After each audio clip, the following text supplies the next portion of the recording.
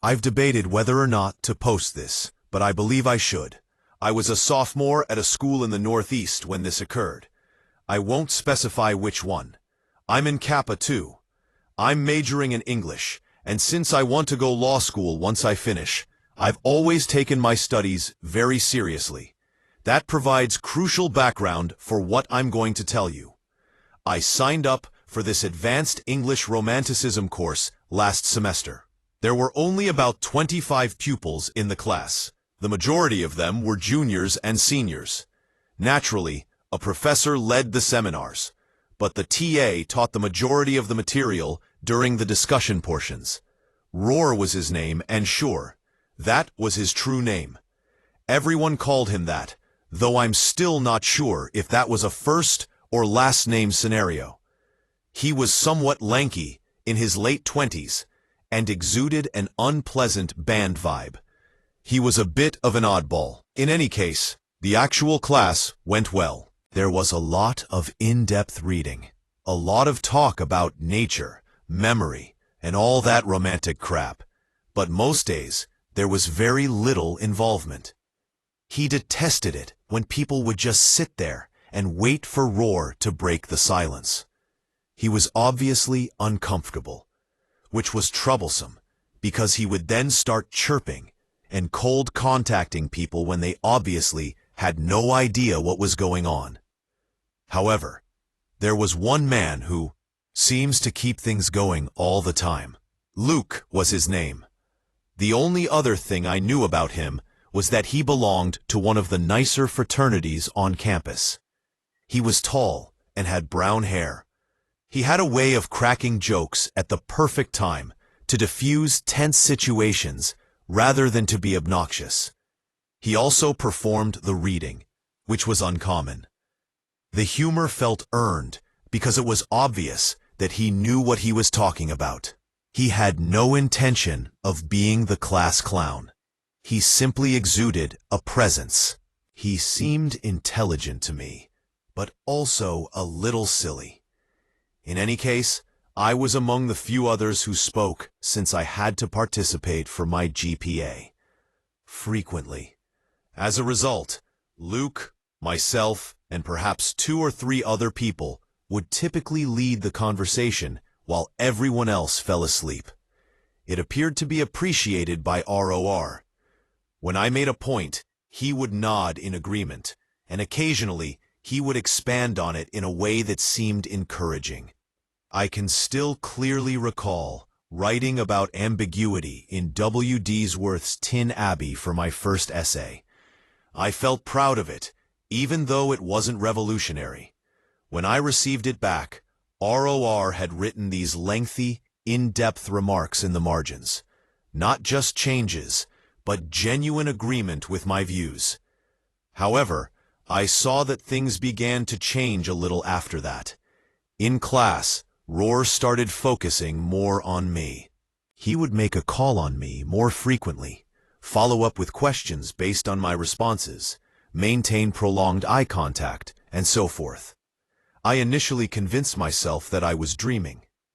TAs frequently develop a fondness for particular pupils. It's not that out of the ordinary. However, he began asking me fewer scholarly questions after that, but I dismissed it. I was engaged in other activities. I began seeing Luke more frequently outside of class about the same time. There were many similarities between his fraternity and our sorority. We were both in what I suppose would be considered top houses at our school, although I think Greek life is generally dumb. Thus, we had a lot of joint date nights, mixers, and simply attended the same events every time. And Luke was there all the while. Naturally, we ended up conversing more and more, and I began to get fond of him. He asked me if I wanted to go out to dinner once after a few weeks of this, and I said, sure. Before things got serious, we went on maybe 3 dates. He was kind, considerate, and everything you could ask for. Everything felt normal after we started sharing a bed. I liked him, but I wasn't in love with him or anything. It was simple, low maintenance, and largely painless. After class one afternoon, I was strolling to grounds. Bram my car, when I noticed Luke and Roar smoking cigarettes behind the lecture hall. I found it strange that they were conversing as though they knew each other. I had no idea that Luke was a smoker. He smiled when I questioned him about it later, explaining that he was merely attempting to win Roar over, so he wouldn't have to put in as much effort at the end of the semester. When I told him that was rather pitiful, he chuckled and said he would rather be pitiful than have a poor grade. When I returned a few weeks later, I found his phone on the bed next to him, watching a YouTube video. Curiosity overcame me, even though I knew I shouldn't have looked. Is it my fault? I'm a Sarity in college. The kinds of guys that surround me would make any sensible person develop problems with trust. I then looked through his phone. I'm not sure what I anticipated finding, but I most definitely didn't anticipate discovering a collection of my own pictures. And they were numerous. Some were less harmful. There were some pictures of me walking to class, studying, or going about my day. They were, to put it mildly, provocative. I'll let you fill in the blanks. I had sent him a few of them. However, I couldn't remember ever taking a good number of them. I wasn't angry or anything. I was just a little uncomfortable. If he had asked for the majority of them, I probably wouldn't have objected at all. I didn't rouse him that evening. I simply fell back asleep, unsure of how to react. In the end, I kept things to myself, in part because I was embarrassed, and in part because I didn't want him to find out that I had looked through his phone. I tried guessing his password a week later, after he had gone back to sleep, and it wasn't too difficult. It was simply the opposite of his birthday. I dug deeper this time. From now on, things will move very quickly, so get ready. I looked through all of his deleted images and communications, and I discovered something terrible. For weeks, he had been routinely sending pictures of me, those pictures of me, to an unsaved number. Essentially the whole time that we had been dating. It was unhealthy and most likely unlawful. However, I was unable to consider that. I was trembling. I snapped photos of everything. I then broke down in tears. I was unable to restrain myself. I essentially gave him a slap to wake him up, and insisted on finding out who owned the number. And he rambled on about how it was only his backup phone, and that he preferred to keep duplicates of everything in case his primary phone was misplaced. I quickly realized it, and before he could persuade me to stay, I stormed out. I was a total mess.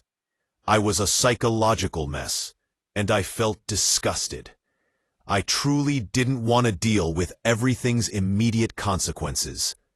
I won't, then. Just know that I had what was perhaps the worst week of my life. If someone discovers who I am, or anything, the last thing I want is for that trauma to resurface. That's another reason I'm not going into too much detail. It turned out that the unidentified number belonged to my TA, Roar. Luke readily confessed after the police became involved and began to question him. He said that ROR had reportedly been giving him hundreds of dollars in return for pictures. The entire situation has been ongoing since the start of the semester, perhaps longer. To be honest, I don't want to know every detail. Roar was sacked and Luke was expelled from the institution. I'm fairly certain that jail time was also a factor. However, I do recall feeling that whatever penalty they received was insufficient to make me feel made whole. That was more than a year and a half ago. As a senior, I'm almost finished with my education. To be honest, I'm a little relieved about that. I won't go into detail about how I handled things. but I believe that everything was behind me. However, I began to notice something a few weeks ago. This silver car has been parked outside my sorority late at night. Not every evening, but enough that I've begun to notice. I haven't witnessed anyone enter or exit it. I'm not sure if it's one of them. It's actually frightening me, but I'm probably being paranoid. To be honest, I have no idea how they would even be aware that I now reside here. After the Luke incident, I moved into the house. In any case, I will provide an update if anything new occurs. About 2 weeks ago, something occurred. I need to share it because keeping it to myself is driving me crazy, even though I'm still not quite over it. Everyone calls me Mikey, although my name is Mike. At the age of 22, I continue to reside in Northern California with my parents. It's not the California you're thinking of, in case you were wondering. I have to explain this to folks all the time. The state is not entirely covered in beaches and palm trees. It snows quite a bit where I live. We are speaking of a remote location encircled by a forest. The closest neighbor is around a 10-minute drive away. I don't mind the cold because I've spent my entire life skiing. I actually prefer it, but that's not really the point. The point is that my folks traveled abroad for a wedding 2 weekends ago. I didn't really care that I wasn't invited to a friend of my mom's getting married in Portugal. A weekend. It sounded good to be by myself in the house. Our home is a typical 3-bedroom, 1-story home with no outstanding features. The guest room, which we primarily use for storage, is located between my parents' and my rooms at one end of the hall. The entrance door opens directly into the living room, which is located in the center of the home, together with the kitchen. I'm explaining this because it will be crucial in the future. It was okay to spend the first night by myself. I went to bed at 2 in the morning. And fainted really rapidly. Everything went awry on the second night. I may have gone to bed a little earlier, but it was around the same time. I recall I fell asleep quickly, since I was more exhausted than normal. I woke up in the middle of the night, though I'm not sure what time it was. I find that to be really erratic. I always have to keep my phone in airplane mode while I sleep, so I knew something had woken me up. I didn't know what it might have been, but it wasn't that. I looked around the room, but it was completely dark. But when my eyes began to adjust to the darkness, I saw something odd. The door to my wardrobe was ajar. I never open that door. It's one of those sliding doors that doesn't close by itself. Thus, I make it a point to shutting it each night before going to bed. I know that sounds strange, but ever since I was a young child, I've had to consider open wardrobe doors. I didn't leave it open, which is the idea. I'm positive I didn't. I began to panic a little. I knew I wasn't dreaming, but my brain was attempting to convince me that I was. I was completely awake. My heart began to race, and I couldn't get rid of the sensation that something was seriously, seriously wrong. I reached for my phone on my nightstand and switched on the torch without giving it any thought. When I saw them, I literally let out a scream. 2 figures were simply standing at the edge of my bed. They dispersed in opposing directions, as if attempting to elude the laser beam before I could discern any features. They moved so quickly that it seemed as though they knew I was about to switch on the light. I tried to keep my phone on them by waving it around, but they were too fast. I didn't have time to take in the sound of something clattering to the floor. I just let out a scream. I have no idea what I was yelling. I believe I was just making noise because I was so scared. The 2 creatures ran to the entrance of my bedroom. Before I could think twice, I began after them as soon as I heard their footsteps thundering down the corridor. When I finally got out of bed and made it, however, I heard the front door bang into the hallway. They had already left when I dashed to the living room. I'm not even sure how long I stood in the living room. I was just trying to concentrate on catching my breath as my hands were trembling. As soon as I collected myself, I hurried back to my room, locked the door, and dialed 911. I eventually turned the light back on while I waited for the cops in the security of my locked chamber. At that moment, I noticed what had clattered during the disturbance by looking down at the floor near the end of my bed. It was a kitchen knife belonging to my mother. I nearly puked. I'm serious. While I slept, those individuals had been watching me with knives.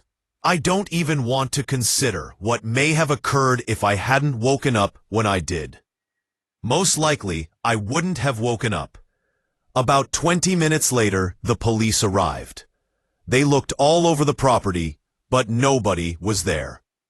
Naturally, after taking my statement and questioning me extensively, one of the officers informed me that I must have neglected to lock the front door.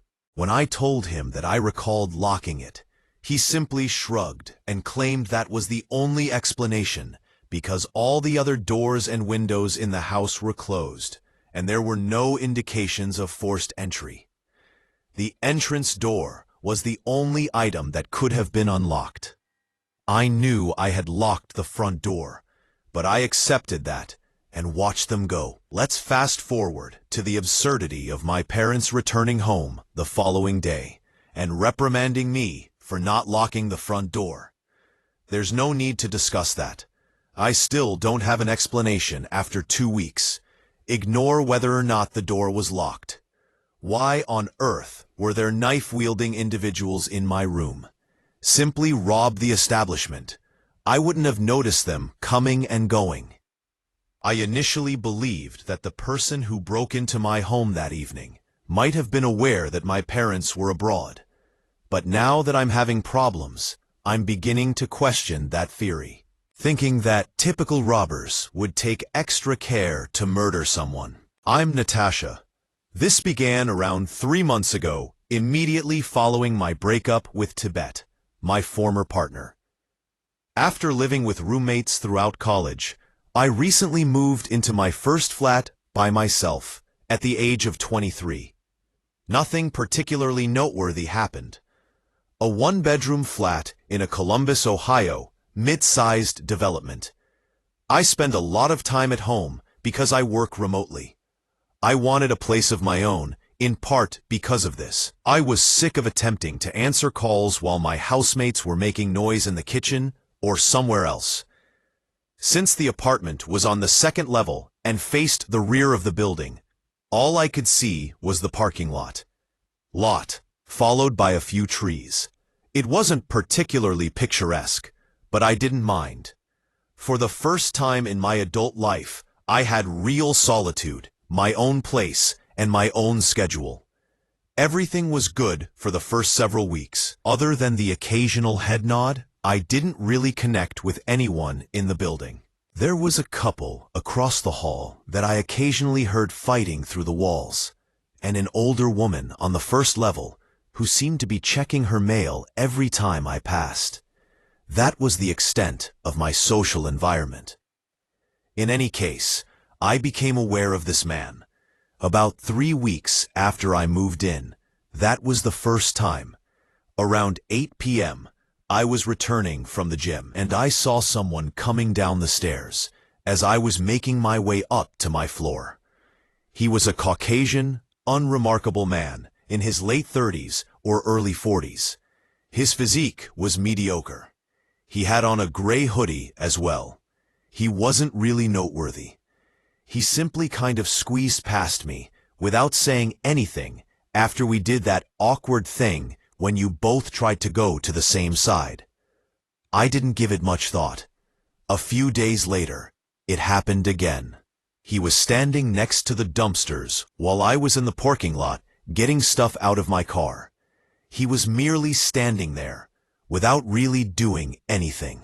He turned and left around the side of the building when I turned to look at him. Again, it's not all that strange by itself. I ignored it and carried on with my daily activities. Things began to feel strange on the third occasion. At my workstation, which faced a window with a view of the parking lot, I was working. I was on a call in the middle of the afternoon when I occurred to look outdoors. Someone was seated in the driver's seat of an unfamiliar navy blue automobile that was parked in the lot. Although I couldn't make out their faces, I could tell they were staring up at the building on my floor, possibly at my window in particular, but I couldn't be certain. After watching for a short while, I returned to my call. Maybe 10 minutes later, when I glanced again, the automobile had vanished. That resonated with me for some reason. After that, I began to pay closer attention, and I noticed him more the more I focused on him. The man was in the parking lot a lot, not daily, but frequently enough that it began to seem like a pattern. A few days later, I realized that the same blue automobile was his. Sometimes he would be strolling through, and other times he would be sitting in it.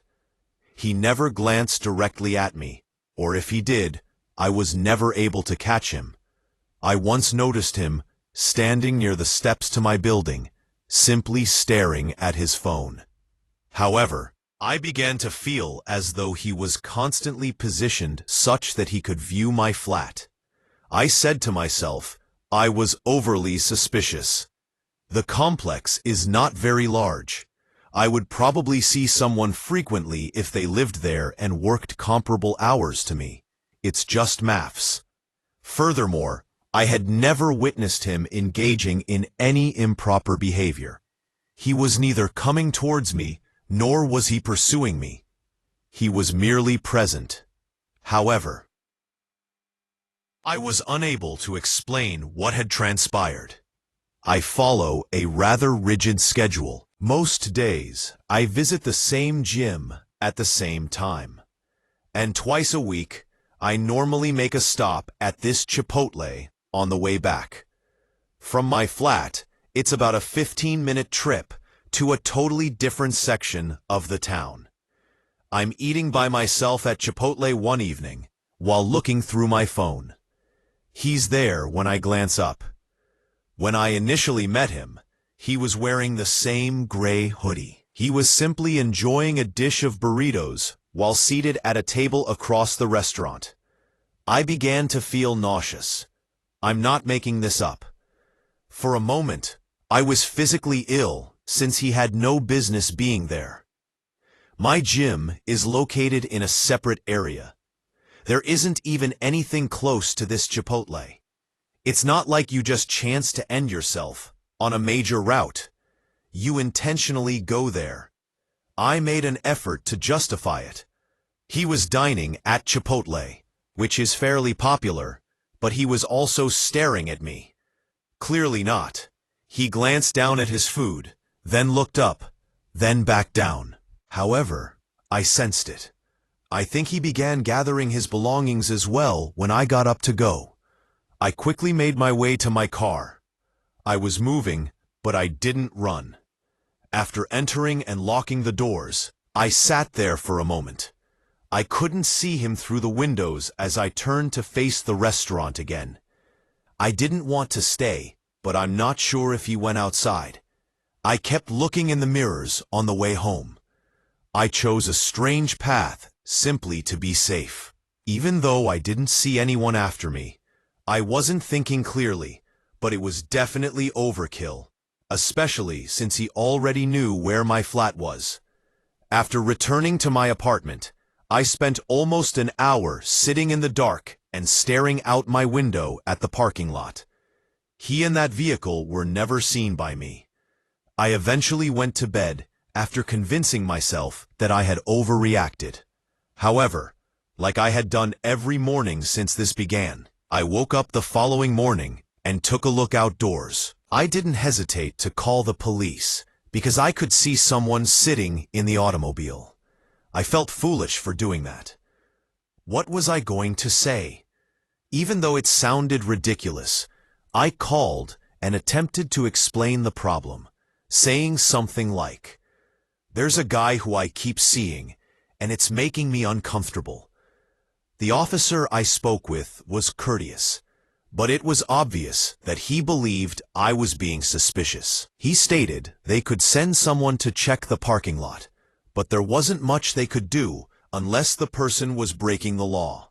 He advised me to keep track of things, record times and dates, take pictures if I could, and give a call back if something got out of hand. The sedan was vanished by the time a patrol car finally arrived, about 45 minutes later.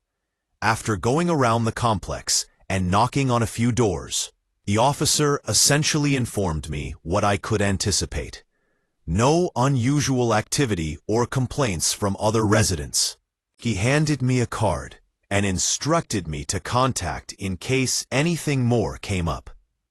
After then, nothing happened for roughly a week. I began to loosen up a bit. Perhaps the police visits had frightened that guy, I reasoned. Or perhaps my brain simply needed a reset because I had been dreaming. However, I later received the note. I discovered it when I woke up in the morning, after it had been snuck under my door, at some point during the night. I was scared when I saw the handwritten message that said, "You should really close your blinds at night." I recall being afraid and dropping the message before rushing to retrieve it. I had the unpleasant sensation of being in danger and powerless, and my hands were trembling. 2 weeks later, I finally moved out. I didn't even wait for my lease to expire. I simply departed after paying the fine. That seemed to be the end of it. With the intention of staying there till I found another flat, I moved back in with my parents. However, I doubt I would be writing this if it was truly the end of it. I was driving home from a different gym, obviously one close to my parents' house, about a month after returning home when I noticed it. On a random side street, a navy blue vehicle was parked. My parents' neighborhood is perhaps 2 blocks away. I knew it was the same automobile as soon as I saw it. I was certain of it. I tried not to panic as I drove the remainder of the way home. Even though I didn't see anyone pursuing me, it nearly made matters worse, since if it was him, which I'm quite sure it was, he most likely already knew where I was headed. As soon as I was inside, I told my folks. My mom began double-checking every lock, after my dad promised to keep an eye out. Since then, they have been keeping a closer eye on the street. My dad even talked about purchasing a camera for the front porch. I haven't seen the car in about 2 weeks. I'm going crazy, but there's a part of me that wants to think it was a coincidence, that it was just a similar car. However, I am aware of what I witnessed. I have no idea how he discovered me. However, I truly don't want to consider the prospect that I have a committed stalker who has been following me about. To be really honest, I'm afraid to do anything that requires me to leave the house. I'm considering calling the cops once more, but I wouldn't be able to tell them much. I hope there are no updates needed for this narrative.